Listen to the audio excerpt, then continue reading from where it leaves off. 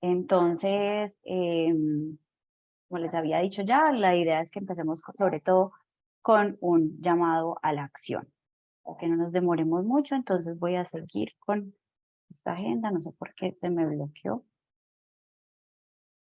Ok. Y pues no sé si para todos es ya conocido, pero la Organización Mundial de la Salud en el 2008 publicó una guía para el suministro de sillas de ruedas en entornos menos favorecidos, y a partir de esa guía creó los dos cursos, un curso básico y un curso avanzado para el suministro de sillas de ruedas, y a partir de toda esta estrategia se crearon los 8 pasos para el suministro de sillas de ruedas. Los 8 pasos son 8 puntos los cuales debemos tener en cuenta cuando estamos haciendo este proceso para que una silla sea entregada de manera adecuada. Eh, Ningún paso es más importante que el otro, si tienen un orden y cada cual tiene su importancia. Rápidamente los voy a pasar. El primero es tener una cita donde nos demos cuenta, una cita con algún profesional de la salud que se dé cuenta de cuáles son las necesidades. No es lo mismo que a uno le entreguen una silla de ruedas en cualquier contexto o en cualquier entorno o sin una evaluación apropiada, que teniendo una cita y un espacio donde se pueda cumplir con el resto de pasos. El segundo punto es la evaluación, una historia clínica completa y además una evaluación de las necesidades de la persona, tanto de su entorno como de sus funciones y estructuras corporales. El tercer punto es la prescripción. El cuarto punto es el financiamiento y pedido, es decir, yo solo hasta este momento voy a pensar cómo voy a pagar esa silla de ruedas. O sea, si una organización, si yo voy a conseguir por mis propios medios la silla de ruedas, igual debo tener una fórmula que diga qué es lo que yo necesito. No porque digamos que una fundación o una organización me va a donar la silla de ruedas, entonces me voy a saltar los pasos anteriores. Yo, para que la silla sea apropiada, debo contar con una prescripción y con una evaluación adecuada.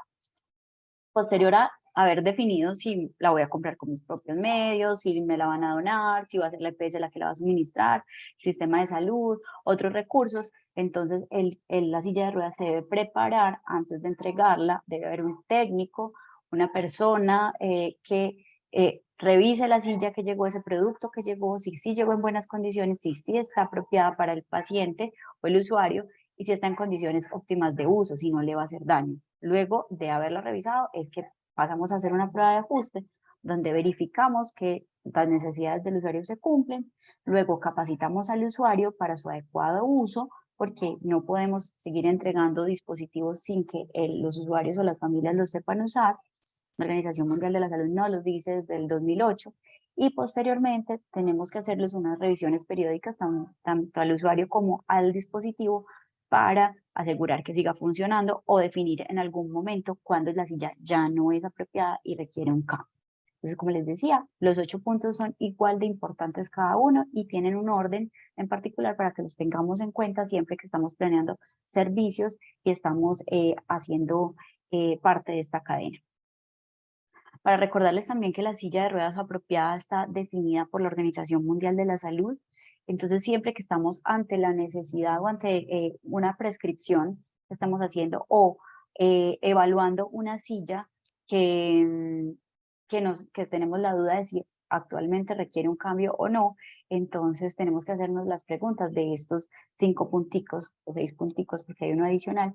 La primera es que satisface las necesidades del usuario, sus necesidades tanto funcionales como corporales, estructurales, si es la mejor opción para el usuario, si le está brindando un adecuado soporte postural. La Organización Mundial de la Salud utiliza el término calce. Calce quiere decir como que le queda bien, que es de su tamaño. Frecuentemente, sobre todo en los contextos pediátricos, vemos sillas o muy grandes o muy pequeñas, y sabemos que las sillas apropiadas deben ser al tamaño del usuario, no deben ser ni más grandes ni más pequeñas. En el momento en que sea grande o pequeña, ya no será una silla apropiada y probablemente vamos a tener que hacer una modificación, ya sea o cambiar la talla o hacer modificaciones en la silla o un cambio completo de silla porque ya esa silla no lo permite. Se adapta a las condiciones del entorno, entonces no es lo mismo utilizar una silla en un entorno rural que en un entorno urbano, y la silla se tendrá que adaptar a esas condiciones. Es segura y duradera. Recordemos que las sillas de ruedas son dispositivos médicos y que nosotros tenemos la responsabilidad de no hacer daño. Entonces los dispositivos que prescribamos y entreguemos deben ser seguros, deben evitar generar daños y más lesiones en el usuario, y debe durar en el tiempo.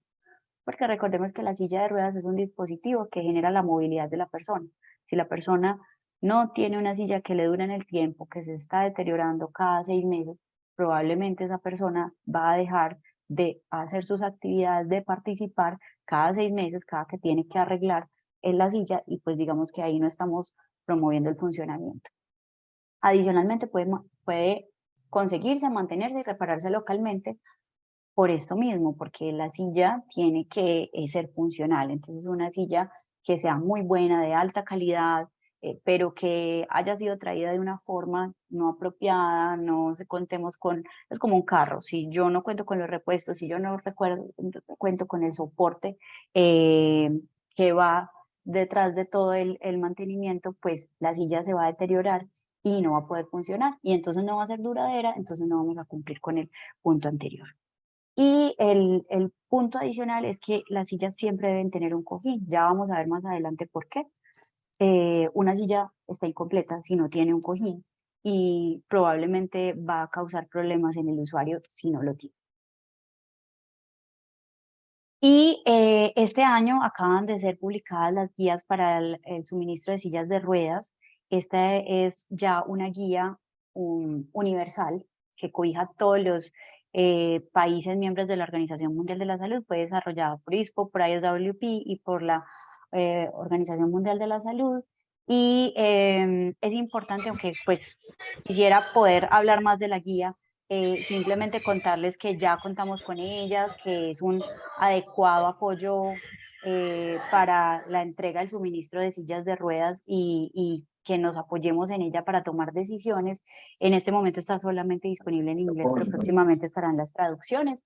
Y entonces la guía comienza recordándonos que la Organización Mundial de la Salud y GATE nos tienen un marco contextual para el acceso a los productos de apoyo que se basa en la Convención de los Derechos de las Personas con Discapacidad, en la cobertura universal en salud, y que todo debe estar enmarcado en tanto las políticas como los productos, como todos los servicios, deben estar centrados en las personas y enmarcados en todos estos derechos. Entonces la guía trae mucha información muy válida, pues no podemos profundizar, pero Isa ya más adelante les va a contar cuáles han sido las barreras que nosotros hemos evidenciado, sobre todo pues en Colombia.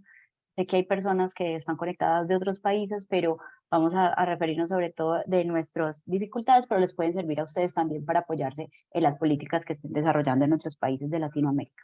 Tenemos aquí los ejemplos de los beneficios de una silla de ruedas apropiada. Entonces, cuando tal vez tenemos que hacer esa prescripción o tenemos que justificar por qué una silla de este costo y no del otro, o por qué simplemente una persona necesita una silla, a veces pareciera absurdo tener que justificar eso, pero podemos apoyarnos en la guía, porque la guía nos trae estos ejemplos de cómo de manera individual, familiar y hasta en la sociedad, una silla de ruedas trae beneficios en términos de calidad de vida, de participación, en términos económicos. Entonces, ahí podrán encontrar toda esa información para que en algún momento puedan hacer la justificación.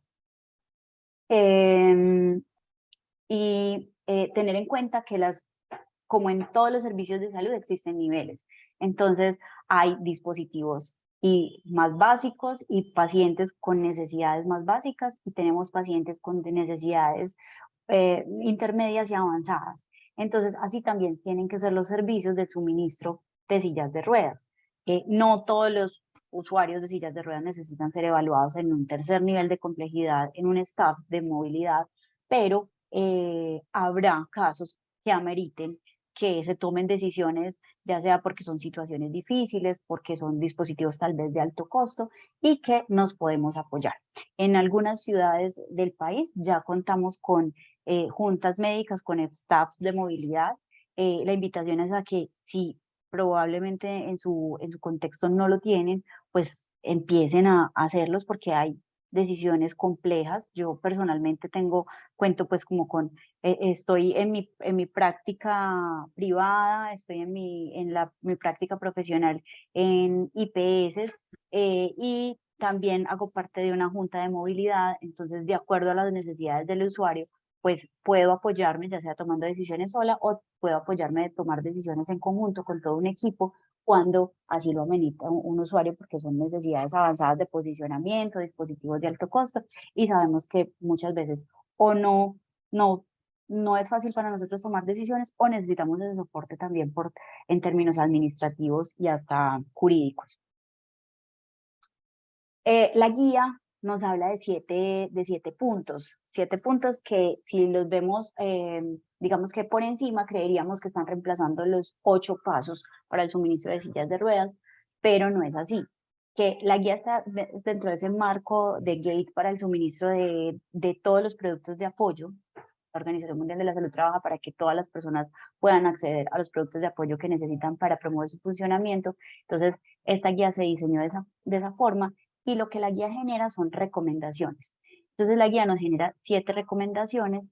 Las 4 primeras son recomendaciones para aplicar en los servicios de suministro de sillas de ruedas, que son recomendaciones básicas para que recordemos seleccionar el dispositivo apropiado, que le calce de manera apropiada, que se le entrene al usuario en su uso y que se le haga un seguimiento. Son esas recomendaciones que nos hacen, que siempre debemos tener en cuenta en los que estamos en los servicios, que creo que todos los que estamos hoy reunidos acá, pues tenemos ese interés porque trabajamos en estos servicios, y nos hace 3 recomendaciones para los sistemas, o sea, los sistemas de salud, de suministro, que sean los sistemas de cada país, que sean los encargados de entregar las sillas. Entonces, nos habla de las competencias que deben tener los profesionales, que esto es es un área de la rehabilitación que puede tener un nivel importante de complejidad y digamos que una pendiente de aprendizaje. Entonces, debemos ser competentes, actualizarnos y aprender para, digamos, que nuestros pacientes puedan ir accediendo a los servicios y los productos apropiados, reconocer las necesidades y suministrar los servicios de una manera integral a través de los sectores y los diferentes sistemas, y hacer evaluaciones. Entonces, digamos que esas son las recomendaciones que nos hacen, que debemos conocer, que debemos empezar a aplicar, ya sea, como les digo, a nivel de los servicios y a nivel de los sistemas. Algunos de nosotros solo trabajamos en los servicios, algunos también damos apoyos a los sistemas, entonces tener en cuenta que ya tenemos todo este marco conceptual. No nos habla como la guía del 2008 de entornos, digamos que de bajos recursos, y la guía del 2008 nos hablaba solamente de sillas manuales, y pues digamos que el curso básico nos hablaba de sillas básicas, y el curso intermedio de necesidades intermedias en posicionamiento. Esta guía es aplicable para todos los dispositivos y para todas las necesidades.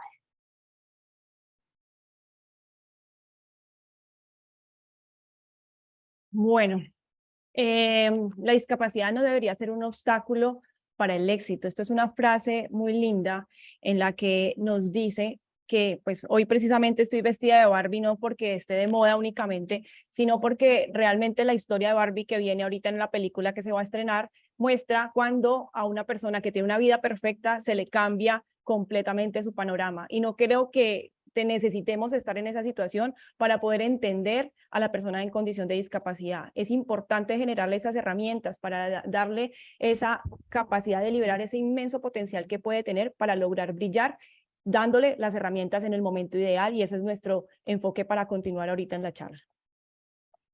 Ay, Caro, ¿me lo pasas, por favor?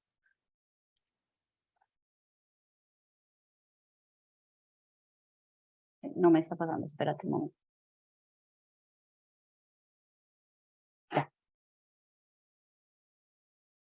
Aparte de que la Organización Mundial de la Salud nos dice los 8 pasos, nos dice cómo lo debemos hacer, nos guía en ese proceso, existen también artículos de la Convención de los Derechos de las Personas en Condición de Discapacidad, donde este artículo 20 nos dice que necesitamos darle la libertad o la herramienta para que las personas se puedan mover libremente y desplazarse de un lado a otro dentro de las herramientas necesarias, incluyendo la adquisición de dispositivos técnicos.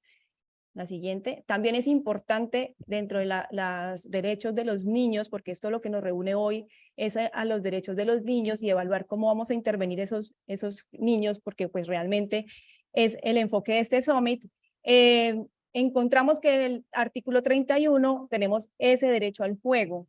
Necesitamos generarle las herramientas para que el niño pueda jugar, inventar, divertirse, ser libre y creer realmente que existe un mundo propio que genere ese ambiente para que él pueda explorar y crecer y obviamente nuestro enfoque grande que sea muy feliz. Conociendo esto, que realmente existen artículos que nos apoyan, que nos permiten tener herramientas para poderlo ordenar, quiero traerles esta frase que viene en una sala de pediatría del Hospital Universitario del Valle, donde dice: nadie se ha vuelto pobre por ser generoso. ¿Y por qué lo traigo? Porque hay mucho miedo a la formulación de dispositivos, no solamente del gremio, sino también del personal administrativo, las diferentes IPS. En Colombia hay algunas IPS que generan en algunos momentos presiones basados pues obviamente de las políticas de la EPS, y como no está dentro de la norma como tal, pues dicen como que realmente no hay por qué formular, o sea, realmente no hay necesidad de formular y generan cierta presión con el trabajador para poder limitar un poco las formulaciones o en casos extremos evitar las formulaciones, y si realmente no se acepta esa política, pues simplemente se queda sin trabajo. Y eso es algo muy triste que nosotros debemos trabajar, unirnos y discutir un poco sobre el tema para poderlo unificar y pues nos apoyemos como gremio en este proceso, porque recuerden, dame la otra, Caro, que cuando fuimos médicos hicimos un juramento hipocrático, y les voy a traer pues cosas de hace muchos años, sobre todo pues acá los que son médicos, sé que hay otros que no son médicos, pero quiero explicarles de dónde viene esto. Acá traigo unos apartes importantes donde realmente fue lo que juramos cuando decidimos ser médicos. Entonces consagraré mi vida al servicio de la humanidad, la salud de mis pacientes será mi objetivo primordial de mi trabajo, no prestaré colaboración a los poderes políticos que pretendan degradar la relación médico-enfermo, restringiendo la libertad de la elección, prescripción y objeción de conciencia, y guardaré al máximo el respeto a la vida y a la dignidad humana. O sea, realmente desde que somos médicos juramos esto, y aparte ahorita que somos fisiatras, pues hacemos un entrenamiento como médicos de la rehabilitación basados en la CIF. Claro, dame la siguiente, por favor. Esta es nuestra CIF, la que vemos en todas las presentaciones, en todos los eventos, en la que siempre tenemos en el esquema mental para tomar una decisión y hacer una intervención, porque esto es lo que realmente buscamos. ¿Qué tenemos? Unas alteraciones o unos factores ambientales, personales, una condición de salud que nos genera limitaciones, pero que si nosotros generamos herramientas, en este caso la movilidad, vamos a poder generar que la persona permita tener las funciones y las estructuras adecuadas para permitir una participación y tener pues una actividad como tal y una función en todas las necesidades que pues requiera la persona. Entonces, ya dando este preámbulo y entendiendo un poco la importancia, porque es que de nada sirve que yo les hable a tiempo si no entendemos que realmente está en nuestras manos esa intervención a tiempo. Entonces, a tiempo es la intervención que vamos a hacer basado en el neurodesarrollo. Claro, la otra. Entonces, cuando hay un bebé que llega a la vida, necesita un desarrollo de su sistema nervioso central. El neurodesarrollo está expuesto a diferentes situaciones que pueden afectarlo o pueden promoverlo. Entonces, si tenemos primero el afecto de la madre, el bebé llega, es indefenso, requiere una madre, un padre, unos abuelos, un hermanito o una hermanita que le genere ese afecto, que le genere todas las herramientas necesarias para poder crecer en un ambiente amoroso. viene la condición genética que todos traemos de base que nos permite desarrollarnos más, menos, que caminó más rápido, que habló más rápido, que entendió los colores más rápido, o sea, una condición genética que nos trae unas ciertas características del desarrollo que asociada a una buena nutrición, pues va a permitir que evolucione bien. Pero lo más importante, obviamente todos son importantes, pero si ponemos a todo esto unas barreras que son dadas por el entorno, no le generamos ese ambiente amigable, ese ambiente de exploración al niño, pues realmente no vamos a lograr un adecuado desarrollo del sistema nervioso. Siguiente. Esto es una cosa muy simple de la evolución, cómo ven ser los hitos del desarrollo según las edades. Pues obviamente se mira en función de la parte motora, el lenguaje, la función social. Pues esto simplemente es como para ejemplificar lo que uno esperaría en un niño. Vamos a enfocarnos en la parte motora de los 0 a los 2 años, ¿sí? La idea es que esto todos tenemos que tenerlo en cuenta y reconocerlo para que de esa misma manera le generemos las herramientas necesarias para que el niño logre en la edad que tiene lo que tiene que hacer, ¿sí? Hay muchas estrategias, pero pues hoy por el tiempo nos decidimos enfocar en sillas de ruedas, pero es importante que conozcamos que en cada una de las etapas de los hitos del desarrollo tenemos herramientas para generarle y permitir que en ese momento logre la evolución que le va a permitir pasar al siguiente paso, porque esto es como un trencito, se le va pegando un vagón, de luego el otro vagón y el otro vagón para permitir que realmente se forme todo el tren y pueda tener todas las herramientas para el futuro de la vida. Entonces, cuando decimos a tiempo es lo que les estaba diciendo, el bebé de 6, 7 meses que tiene que desplazarse, que no lo logra hacer, que necesita explorar, pues realmente tenemos que generar esa herramienta. Esto es a tiempo, o sea, generar la herramienta. Estas sillitas son, pues existen en el mercado, otras son hechas en casa, low cost. Existen tutoriales en YouTube donde le explican a los padres cómo la pueden generar, cómo la pueden fabricar y pues permite hacer esa intervención a tiempo, que es nuestro enfoque. O sea, realmente nuestra invitación es a que en este momento es que tenemos que intervenir. Y obviamente pues encontramos que la exploración, ellos definitivamente aprenden muy fácil a desplazarse porque ellos no están manejando, ellos están moviéndose y eso es importante diferenciarlo porque pues obviamente es su manera de desplazarse y es de su manera de hacer la exploración del mundo. Temprana es este ejemplo de esta nena, es un poco más grande, tiene 14 meses, pues ya realmente debió haberse generado esa estimulación en la movilidad, pero bueno, digamos que aquí estamos dando una herramienta que le permite tratar de hacer ese catch-up en el proceso del desarrollo y pues que es mejor que no darle ninguna herramienta. Y finalmente, este que le pongo nunca es tarde, es un niño de 11 años que llega a la consulta, nunca en la vida le habían dado una silla de ruedas y resulta que él iba al colegio y en el colegio siempre se quedaba en el salón porque en el momento del recreo porque pues no tenía cómo movilizarse y cómo desplazarse, lo sentaban en una sillita y esperaban. Aquí pues no sé si se alcanza a escuchar el audio, creo que no, pero bueno, aquí realmente le estaba preguntando, esa es su cita pues de control y pues obviamente tiene algunas necesidades de algunos ajustes, pero de alguna forma lo que él está diciendo acá es todo lo que le cambió, ya puede ir al baño solo, ya puede jugar fútbol con los compañeros, ya puede jugar lleva, bueno, no sé, aquí en Cali se dice lleva, que salen corriendo y van y tocan al compañerito, o sea, realmente a pesar de que no es el ideal es siempre a tiempo, pues por lo menos no dejar el niño sin la oportunidad de tener esa movilidad y esa integración en la sociedad como lo queremos, sobre todo en el juego en estos niños. Hay muchos artículos, hay mucha información, realmente si ustedes quieren encontrar o se ponen a buscar, realmente encuentran mucha bibliografía sobre el tema.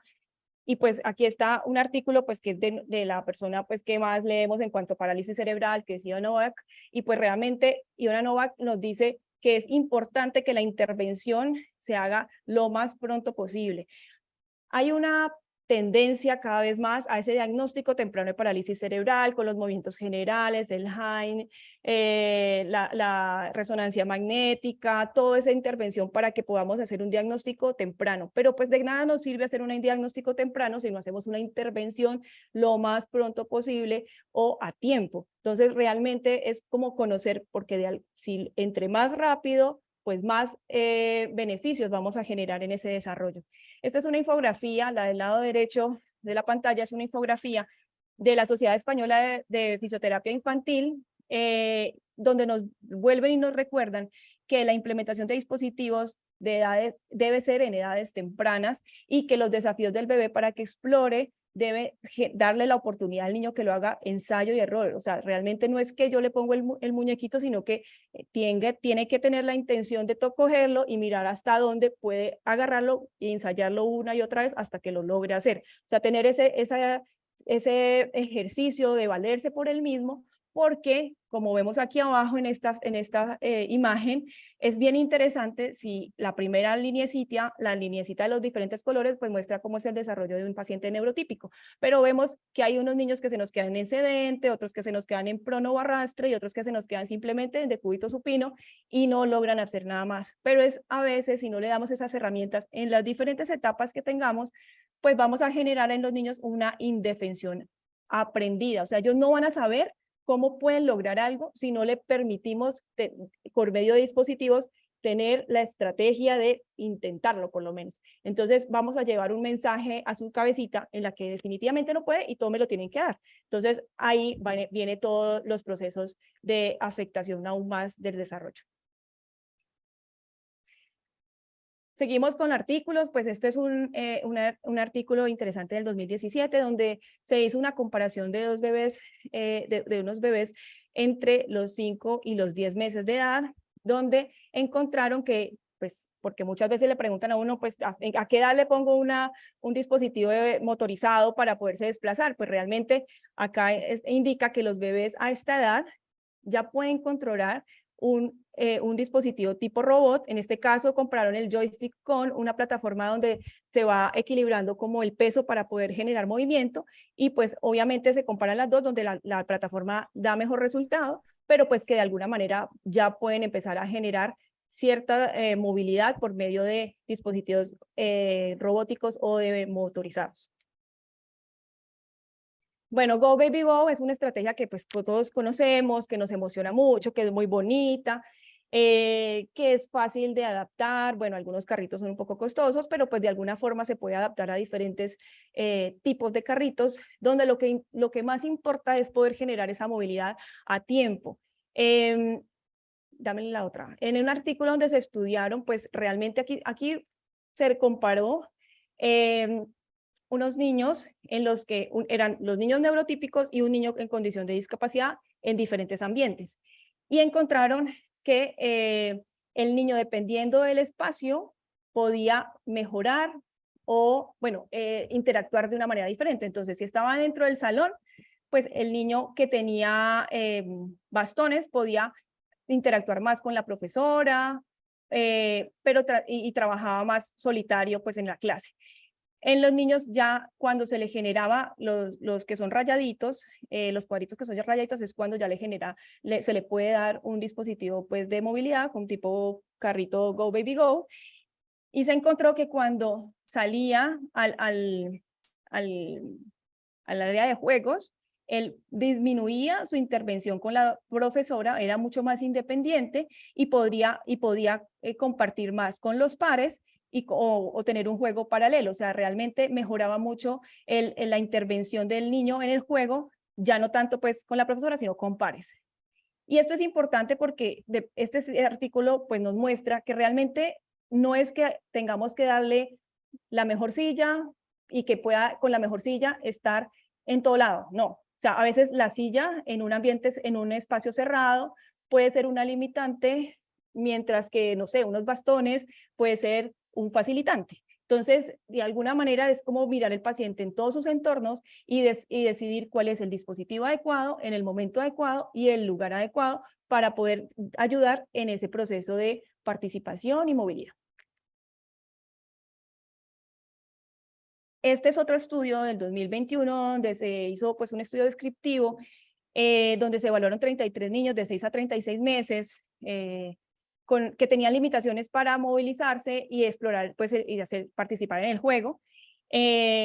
Encontraron que realmente el niño, cuando se hacía esa intervención con este dispositivo, es un dispositivo pues especial que había aprobado la FDA, pudieron definir que el niño tenía muchas, era un estudio pues la respuesta era cualitativa y encontraron cosas que los cuidadores decían que no podían entender, pues que fue muy maravilloso porque cuando, Caro, dame la otra, por favor.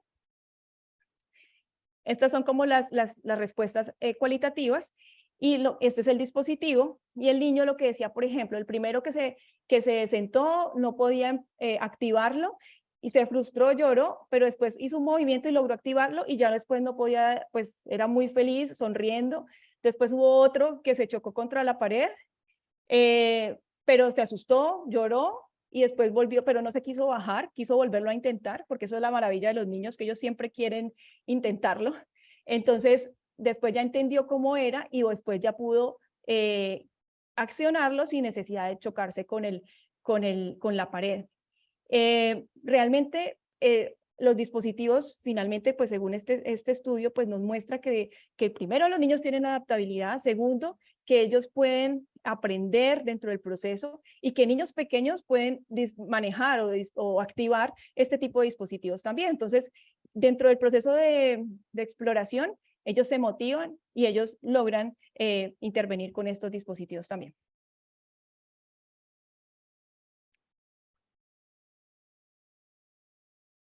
Bueno, para complementar un poquito la estrategia Go Baby Go que acaba de explicar Isa, es una estrategia que actualmente estamos implementando aquí en Medellín. Entonces, si alguna persona está interesada, nos puede escribir, puede venir, lo hacemos 1 o 2 veces al año y estamos dispuestos a compartir con ustedes el conocimiento y esta experiencia que es tan bonita. Entonces, para continuar hablando de, pues ya vimos lo importante de moverse a tiempo, pero tenemos que tener en cuenta que nuestros chiquis también tienen necesidades de posicionamiento y ese posicionamiento tiene que ser a tiempo. Me imagino que todos hemos vivido el momento de recibir un usuario, un paciente de 14, 15 años o tal vez más grande, con una escoliosis muy importante, con un componente rotacional, con un pinzamiento ileoqueustal, hasta con problemas respiratorios en la deglución, dolor, dificultades en el sueño. Y pues yo no soy tan mayor, pero ya llevo un tiempo de ser fisiatra y pues aprendí que a veces había cosas que eran inevitables. Sin embargo, la experiencia me ha enseñado que sí hay cosas que podemos hacer a tiempo para evitarlas. Nuestros profesores de movilidad y posicionamiento en Estados Unidos, cuando han venido a Colombia, nos han dicho que hace alrededor de unos 20 años ellos no veían tal vez distorsiones articulares como se ven acá, porque ellos empezaron a aplicar esto hace 20 años. Entonces, recordar que el posicionamiento es muy importante. Los principios del posicionamiento son, primero, el confort. El confort no es una banalidad, los pacientes tienen que estar confortables, tienen que estar libres de dolor y depresión para estar bien. Estamos en el entorno de la rehabilitación, es un entorno de donde trabajamos por la calidad de vida y sabemos que no hay calidad de vida si hay dolor y si hay incomodidad. Entonces,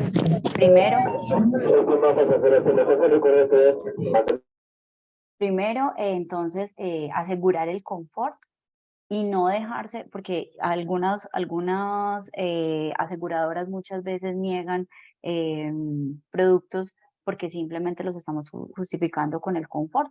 Es un punto muy importante del posicionamiento, la calidad de vida y el funcionamiento de las personas. El segundo punto del posicionamiento es la función, pues estamos buscando que las personas sean más independientes, que los niños sean más independientes y que logren hacer sus actividades de la mejor manera posible. Pero si yo no voy a lograr una función o un uso de mis manos o un uso de mi cuerpo si yo no estoy estable y no tengo buen equilibrio. Entonces, tengo que tener en cuenta que mi silla me debe dar una estabilidad para que pueda actuar en mi entorno y hacer mis actividades. Y El tercer factor que influye en los otros dos es el tiempo. No es lo mismo si yo voy a usar una silla, yo voy a estar sentado por 2 horas o si voy a estar sentado por 8 o 10. Entonces, tengo que tener en cuenta cuánto tiempo va a usar el paciente su silla para que el dispositivo le provea confort, función y que logremos el objetivo que nos hemos planteado.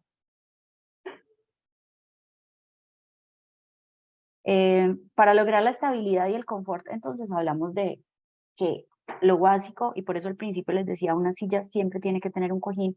Si no tenemos una pelvis estable, la columna no va a estar estable, la cabeza y la visión no van a ser estables, las manos no van a tener una adecuada estabilidad para hacer agarres. El niño probablemente va a estar agarrándose de la silla para poder tener estabilidad y no vamos a lograr ese objetivo funcional. Y la pelvis, que es la base de todo nuestro posicionamiento, depende de los pies. ¿Por qué es muy importante y hacemos énfasis en esto? Porque con frecuencia vemos que los niños no tienen, se les retiran los apoyapiés de las sillas de ruedas porque por muchas cosas, porque los apoyapiés son pesados, porque los apoyapiés se enredan, porque los apoyapiés se pierden. Entonces, desde la educación tenemos que enseñarle a las familias que los pies, el apoyo de los pies es básico para el posicionamiento. Y si por algún motivo, por la talla, por el modelo, por cualquier tema, el niño no alcanza los apoyapiés de ese modelo de silla, que no debería ser así, pero pues por algún motivo no es posible configurar la silla, entonces debemos hacer la adaptación para que los pies estén apoyados. Porque todos hemos estado en una silla alta, en una silla donde no tenemos los pies apoyados y sabemos que es una postura que no vamos a mantener en el tiempo. Y ya hemos hablado del tiempo. Si yo no tolero mi silla por mucho tiempo, pues no voy a poder ir a estudiar, no voy a poder ir a trabajar y no voy a poder hacer esas actividades y esa participación. Entonces, recuerden siempre los apoyapiés, muy importantes, y el cojín, esa base que me sostiene la pelvis, va a ser importante para que de ahí arriba tengamos un adecuado posicionamiento. Por eso, les traigo la estrategia de las huellas. Esto también pues sería interesante poder hablar, digamos que toda una sesión de ella. Esta es una estrategia desarrollada por Sharon Sutherland, donde nos habla de cómo, digamos, enfocarnos para no perdernos en la prescripción y en la adaptación de un dispositivo de manera apropiada. Ella simplemente nos habla de que primero la pelvis y primero los apoyapiés, porque esa es la huella inferior, lo que nos está sosteniendo y lo que está contrarrestando esa gravedad que nos empuja hacia abajo, o nos empuja hacia atrás o hacia adelante, de acuerdo a cómo la gravedad nos esté afectando. Entonces, siempre primero el asiento, o sea, esa base con ese cojín, esos apoyapiés, y los apoyabrazos también nos permiten dar soporte postural. Entonces, los apoyabrazos también están incluidos en esa huella inferior. Segundo, cuando ya hemos solucionado esa huella inferior, nos vamos a la huella posterior, que es el respaldo, el soporte cefálico, y si aplica los soportes posteriores para las piernas, con esto vamos a conseguir en su mayoría lograr hacer las adaptaciones que no hemos logrado con esa huella inferior. Y luego de que ya hemos solucionado todo esto y aún necesitamos más aporte postural, entonces ahí es donde entramos a agregar gravedad, donde entramos a agregar ese basculamiento o ya sea fijo o ya sea graduable, que tienen algunos modelos de sillas de ruedas. Y posteriormente, entonces agregamos los soportes laterales para dar contención lateral y para acomodar ciertas cosas que no han sido posible ajustar con las huellas anteriores. Y solo después de dar estos soportes, entonces venimos a organizar todo lo que es anterior. ¿Por qué no antes? Porque esto es algo a lo que Sharon se refiere como las curitas. Las curitas, que es estar pegando curitas o estar reparando como a parchecitos las cosas. Yo no voy a solucionar el posicionamiento de una persona poniéndole una cincha de frente. O sea, si la cabeza se me está yendo hacia adelante y no he solucionado todo lo otro, con una cincha en la frente no voy a lograr que controle la cabeza. O con una pechera adelante no voy a lograr que la persona me sostenga el tronco si no tengo todo lo otro controlado. Todo lo que se pone adelante son soportes adicionales que nos brindan un apoyo adicional, pero debemos asegurarnos de que antes hayamos organizado todo lo otro.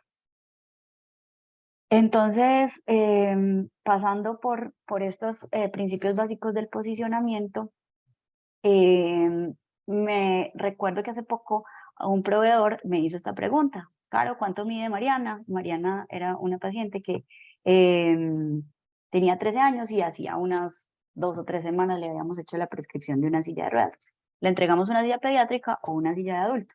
Entonces resulta que ahí yo dije, oh, y había escuchado hace poco en el International Sitting Symposium en Pittsburgh una conferencia acerca de las consideraciones en la adolescencia. Entonces, tuve en cuenta que esta población definitivamente es muy especial y tiene unas consideraciones muy importantes, específicas para ellos, y por eso quiero compartirlas con ustedes hoy.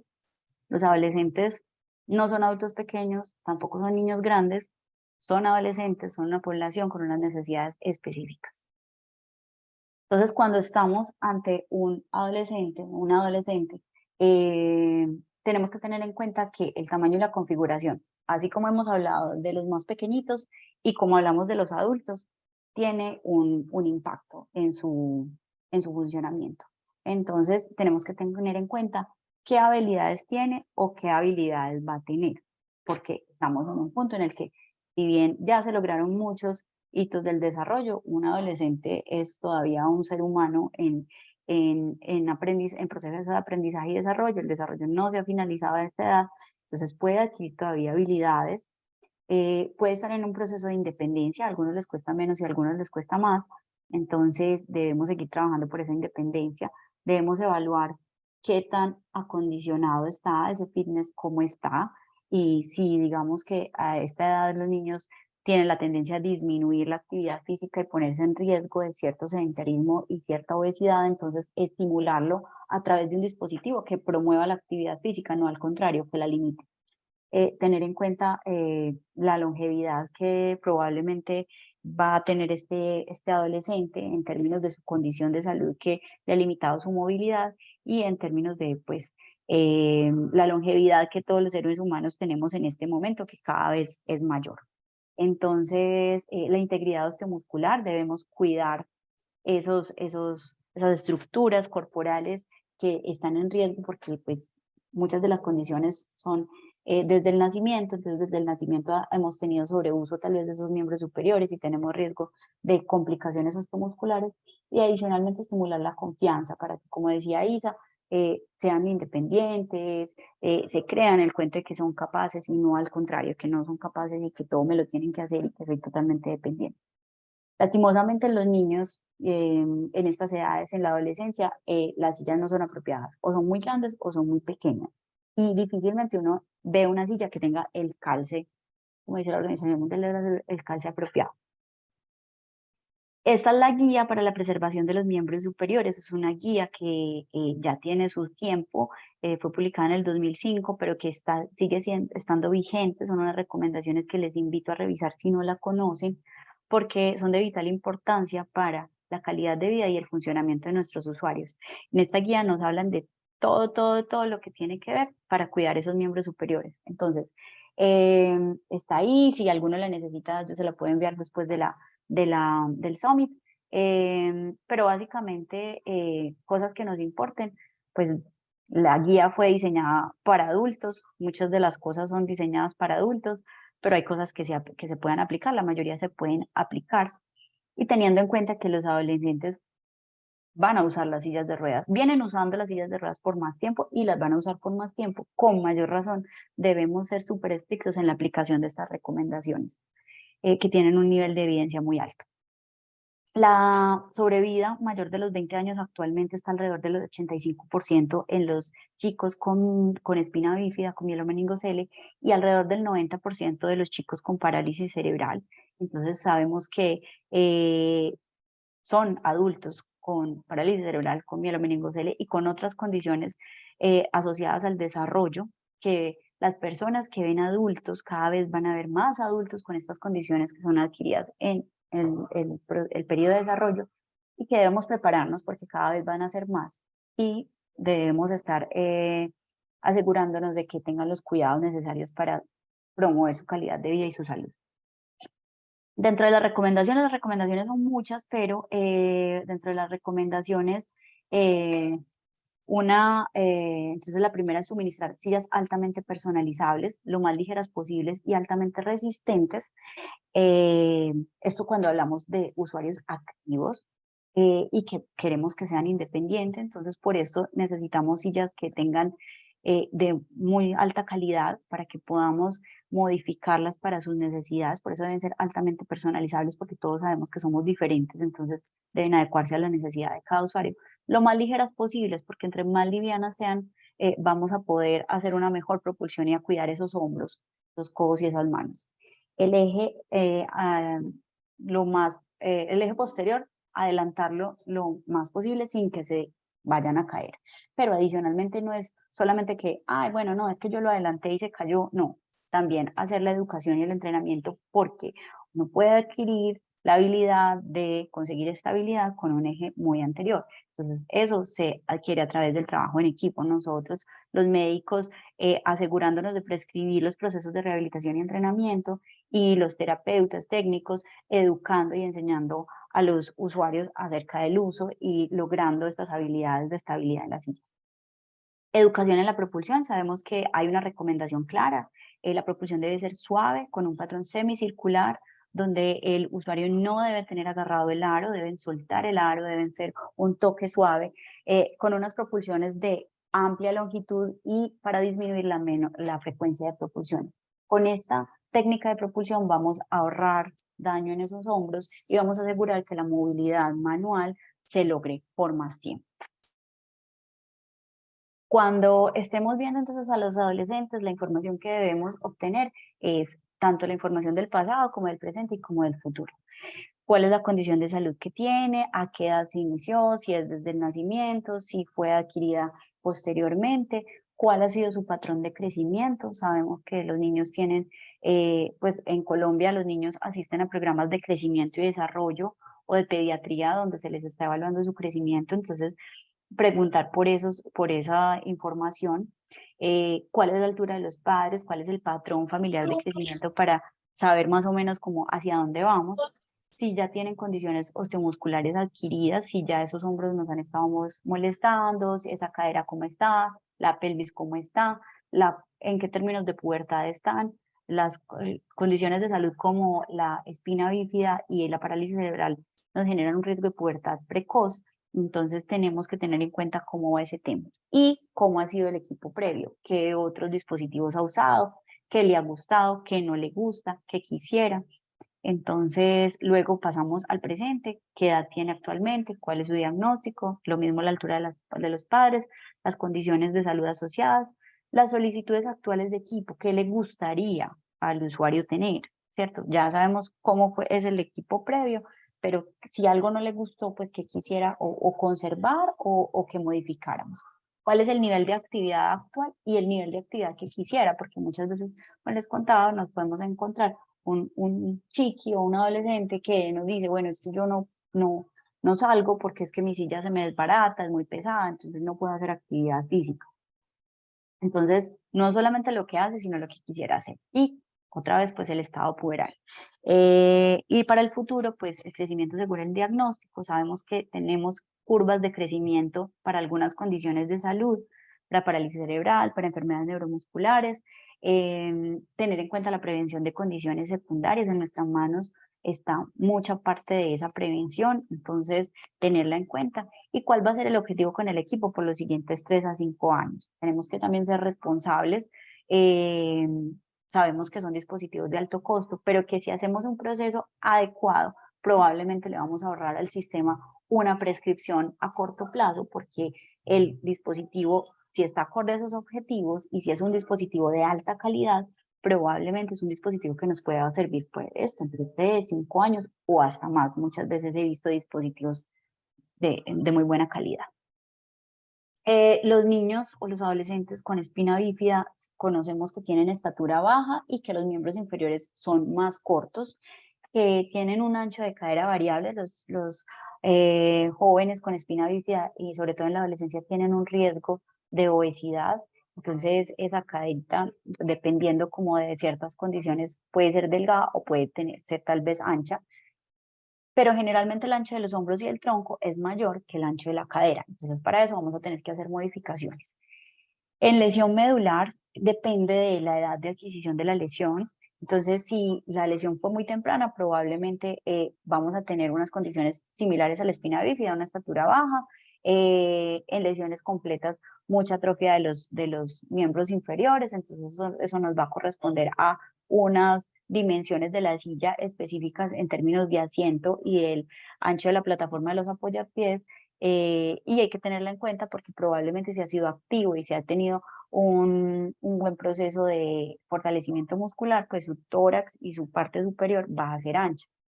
Parálisis cerebral, la talla y el peso son más bajos que en los pares, pero todo va a depender del gross motor, del nivel de gross motor que tenga y de las habilidades funcionales. Entonces, ustedes saben que la parálisis cerebral como dice la definición, un paraguas. Los niños son muy diferentes, entonces tenemos que tener consideraciones. Otras condiciones de salud como la osteogénesis imperfecta, como la artrogliposis, pueden hacer que haya contracturas, que haya extremidades cortas, que haya discrepancias en la longitud de las extremidades. A esta edad es muy probable que hayamos tenido complicaciones como luxaciones de cadera, fracturas patológicas tal vez. Entonces, todo eso hay que tenerlo en cuenta para seleccionar un dispositivo que sea apropiado.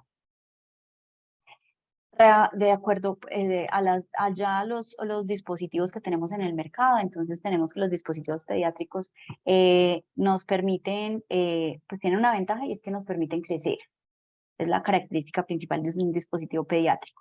Pueden crecer simplemente con el marco, porque el marco está diseñado para aumentar las dimensiones, o puede que haya algunos que tengan unos dispositivos adicionales, unas partes adicionales que se llaman kit de crecimiento, que se le ponen para ajustar sus medidas.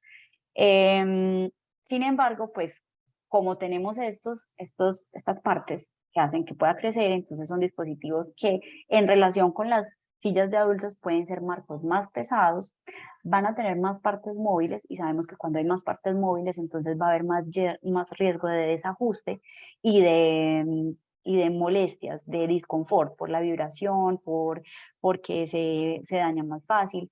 Y en tercero, una estética más infantil. Sabemos que los dispositivos pediátricos vienen generalmente en colores, algunos pues tienen no es lo mismo la niña que escoge un tono de pronto más, inclusive hasta con Mirella, le decimos aquí en Medellín, brillantes, la adolescente que ya quiere algo más relacionado con su estética corporal o que le salga con la ropa o que esté más relacionado pues como con todo su funcionamiento con los amigos. En los estilos de adulto, entonces son marcos generalmente más ligeros, podemos encontrar marcos mucho más ligeros, pueden proveernos algún ajuste para el crecimiento, pero va a ser más limitado. Entonces, si tenemos un chico o una chica que tal vez su crecimiento ya es más limitado, podemos optar por un dispositivo que esté en esa gama como de los adultos y va a venir con unas tallas más grandes. Entonces los jóvenes que están alcanzando unas tallas mayores, que tienen un potencial de crecimiento todavía grande, probablemente vamos a optar entonces por un dispositivo de este tipo. ¿Qué desventajas tienen? Que el ajuste del ancho es limitado, que algunas marcas, dependiendo de las marcas, van a tener limitación para el ajuste en la profundidad. Entonces, la invitación es a que conozcamos los dispositivos, a que tanto proveedores como clínicos nos conozcamos, nos reunamos, nos presenten los productos para que cada vez conozcamos más qué tenemos en el mercado y podamos hacer mejores prescripciones, porque cuando nosotros trabajamos de manera independiente, no nos comunicamos, no hacemos un equipo, a veces puede ocurrir que prescribimos cosas que no existen. Y entonces eso causa demoras, porque ya todos sabemos que en Colombia necesitamos un proceso de negación, de tutela judicial para que las personas puedan acceder a sus sillas y si encima de eso le agregamos a que finalmente al paciente le aprueban la silla, pero lo que prescribimos no existe en el mercado, entonces va a causar una demora más porque el paciente va a tener que regresar, nosotros vamos a tener que modificar la fórmula y esto va a causar unas dificultades en el funcionamiento y en la independencia de este chico que está en desarrollo, que todavía está en desarrollo y está por adquirir habilidades. Entonces, así como Isa lo mostraba ahorita, nunca es tarde, pues llegan momentos que sí, cuando ya estamos hablando de ese adolescente que pasó a la etapa adulta, tal vez ya se aprendió el cuento de que no es capaz y ya no vamos a poder sacarle eso de la cabeza. Tenemos marcas, entonces, estas son algunas de las marcas, no tengo ningún conflicto de interés con ellas, simplemente para mostrarles que tenemos varias marcas que nos proveen dispositivos de muy alta calidad, tanto pediátricos como de adultos, y que los invito a que nos acerquemos, tanto proveedores como clínicos, para que conozcamos sus ventajas y sus desventajas y que podamos seleccionar el mejor dispositivo para cada uno de nuestros pacientes. En la adolescencia, entonces, también hay que tener en cuenta primero el adolescente, él es el centro de la atención, hablemosle a él, invitémoslo a que sea una parte activa, que no sea un participante secundario. Muchas veces los papás están acostumbrados a ser el centro de la consulta, a hablar por el adolescente, a hablar de lo que ellos creen que es mejor, pero ya un adolescente es capaz de tomar decisiones y de que démosle la oportunidad de que sea escuchado. Tratarlos con empatía, con respeto, evitar juicios, ya tienen capacidades para decidir, asegurar la confidencialidad. Si vemos que el chico o la chica está incómoda, darle un espacio para que nos manifieste qué es lo que necesita, porque todos hemos pasado por la adolescencia y sabemos que es una etapa muy complicada. Entonces, que los procesos de rehabilitación no compliquen más esta etapa, sino que al contrario, la hagamos más fácil. Y otra cosa, pues actuar como nosotros mismos, no tratar de ser juveniles. Nosotros ya no somos adolescentes y muchas veces pues eso marca una barrera, como que ahí está, la señora tan fastidiosa, como tan ridícula, porque me está hablando así, si ella no es mi par. Y en realidad pues sí, no somos pares, entonces no tenemos que tratar como de llegar a ellos, no, sí, actuar de una manera profesional para que ellos crean en nosotros. Finalizando entonces, tener en cuenta que son cosas básicas, no usamos el mismo modelo de zapatos de bebé hasta llegar a los 18 años, pero con una talla mayor. Los zapatos de bebé son diferentes a los zapatos de niño y los zapatos de adolescente y de adulto.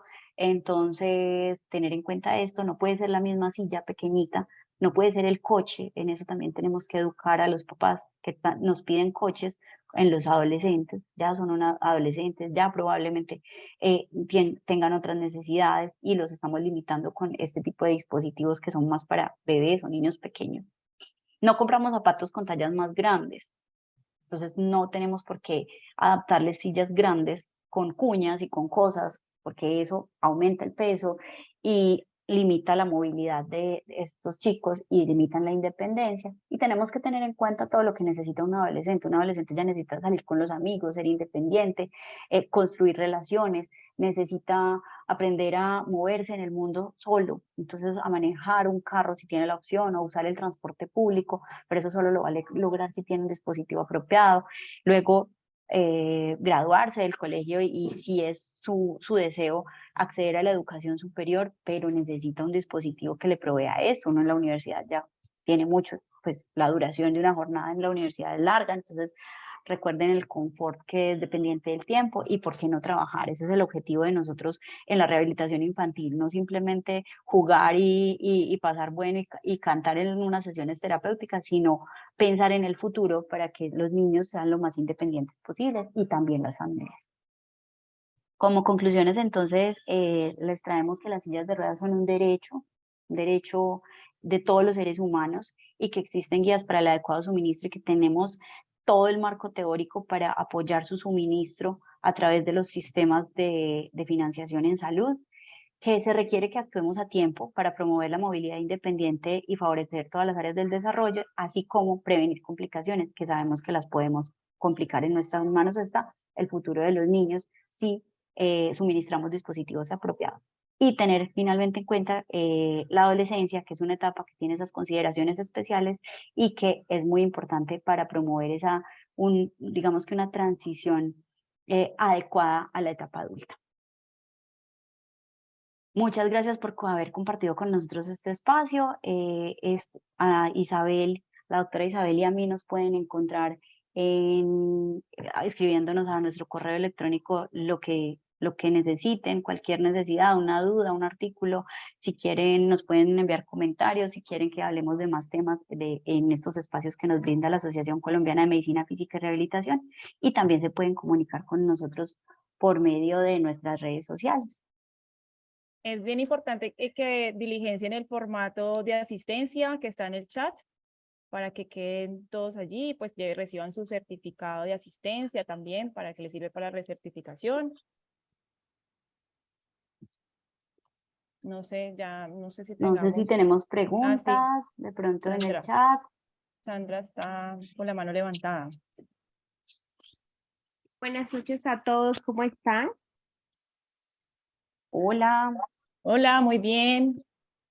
Bueno, yo las felicito, muchas gracias por esta actividad. Desde el capítulo estamos muy contentos por la asistencia y desde toda la asociación en general. Yo quería hacer un comentario porque hay una pregunta en el chat y bueno, un comentario que habla acerca de que si en el mediano plazo se podía plantear una ley que incluya el suministro, es decir, las sillas de ruedas en el plan de beneficios en salud para garantizar la oportunidad de los niños.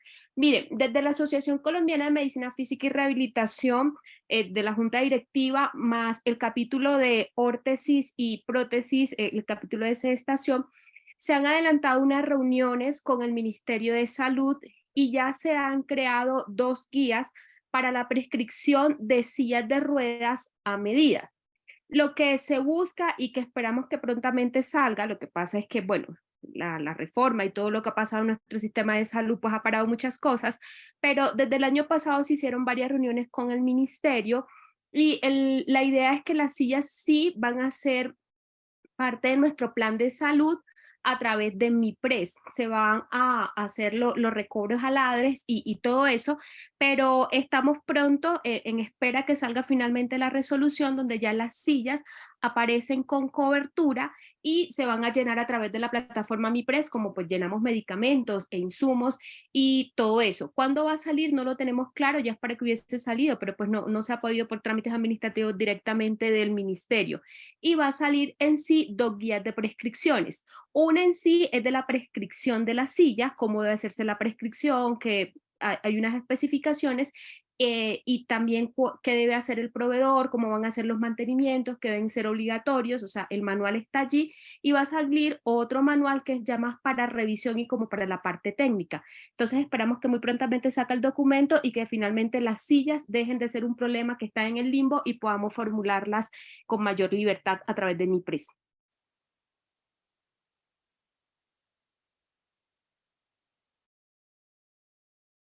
Excelente, sí. Muy acorde pues a todas las preguntas que hay en el chat, pues realmente esta respuesta de Sandra complementa la información que acabamos de dar Caro y yo, y pues esperemos que pronto se pueda dar esa intervención por parte del ministerio, porque la idea es que al contrario formulemos como estamos enseñando hoy, y más que enseñando, motivándolos a que lo hagamos a tiempo, en lugar de que se nos vuelva como una barrera todo este proceso administrativo para llegar a esos pacientes y lograr pues su funcionalidad adecuada, su función adecuada. Entonces, les recuerdo que si necesitan alguna bibliografía, artículo de los que presentamos, nos pueden escribir y nosotros con mucho gusto se los entregamos. En el chat está el link para diligenciar el formulario de asistencia. Por favor, diligencienlo para que puedan acceder al certificado y a los puntos de recertificación para los fisiatras que están en este proceso. Bueno, estén pendientes de toda la información de la asociación y de nosotros, que estamos compartiendo todos los eventos que vamos a tener este resto de año. Y un abrazo para todos.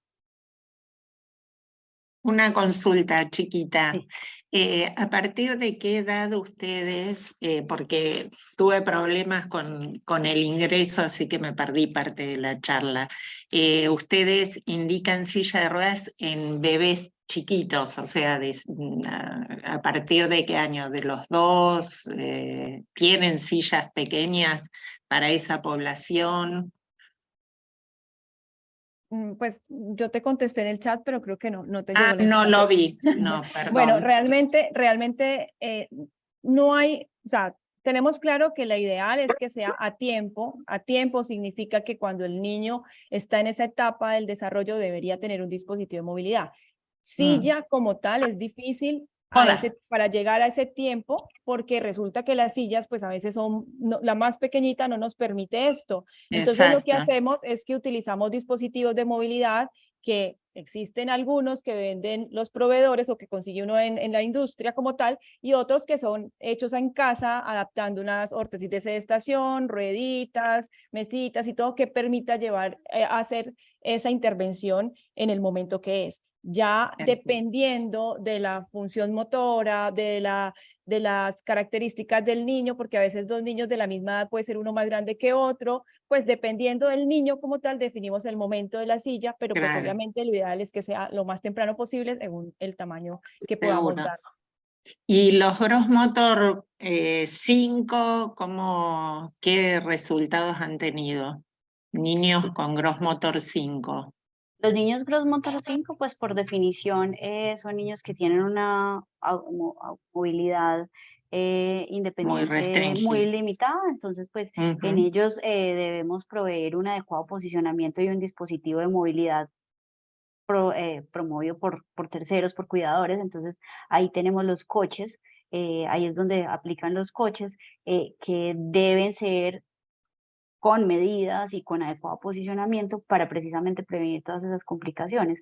Eso los prescribimos de manera muy temprana. Nosotros pues tenemos unas limitantes administrativas, pero también tenemos, pues todo hay que decirlo, tenemos buen acceso a productos cada vez más. Claro. Entonces, gracias a eso podemos hacerlo de manera más temprana. Como hacemos cada vez un diagnóstico más temprano de parálisis cerebral y podemos, gracias a muchas estrategias, poder definir también ese nivel de gross motor de manera temprana, entonces eso nos da soporte para pedir dispositivos de acuerdo a lo que sepamos que va a pasar, sea la movilidad autopropulsada, ya sea manual o motorizada, Ujú. o ya sea la movilidad asistida por terceros. La invitación es a que pensemos tempranamente en movilidad y que ya sea porque de manera casera, como decía Isa, estos dispositivos que hay manuales en internet, hay una estrategia que se llama Velas Bombas, que enseñan e inclusive entregan sillitas de estas caseritas, o ya los dispositivos del SCUD, que es una sillita de intervención a tiempo, si se tiene pues en el país y se puede acceder económicamente a ella, o pues los dispositivos de posicionamiento también de manera temprana. Claro. Nosotros tenemos mucha población fuera del sistema, entonces tratamos con sus coches de paseo de ponerle cuñas, soportes, hacer, viste, como es, cojines de goma espuma de alta densidad con la depresión isquiática, porque no tenemos tanto acceso a dispositivos, digamos, la población no tiene acceso a eso Claro, económicamente. se vale todo, en esto se vale lo que sea de alta tecnología, de baja tecnología, que esté en nuestras manos para proveer movilidad y posicionamiento. Bárbara, muchas gracias. Con mucho gusto, un abrazo para todos y espero que nos podamos ver pronto. Claro, espérate un Gracias. segundo, no sé si aquí hay una manito levantada cortico para no dejarlo a él con la mano levantada y ya nos desconectamos, ¿te parece? Eh, yo quería decirles una cosa respecto a lo de dentro del plan obligatorio de salud, las sillas de ruedas, los que ya estamos viejitos y hemos estado en la presidencia, hemos ido al ministerio, esto ha tenido la dificultad, no es tanto administrativa como económica, porque no se pueden meter las sillas solas, sino una cantidad de aditamentos y nunca ha habido el gobierno que sea capaz de encontrar. Por eso es que toca la tutela, porque o si no, como no tiene presupuesto, el gerente de la EPS que apruebe eso se iría a la cárcel si no fuera por la tutela. Pero yo pienso que algún día va a tener que haber el recurso. De todos modos, el Estado termina pagándolo, así sea con tutela, pero tiene que haber recursos para que esté dentro de la unidad de pago por capitación y que no sean solo las sillas, sino otros aditamentos. Los felicito, maravillosa la conferencia y qué rico ver a ustedes todos los jóvenes empujando. Un abrazo grande. Muchas gracias. Gracias.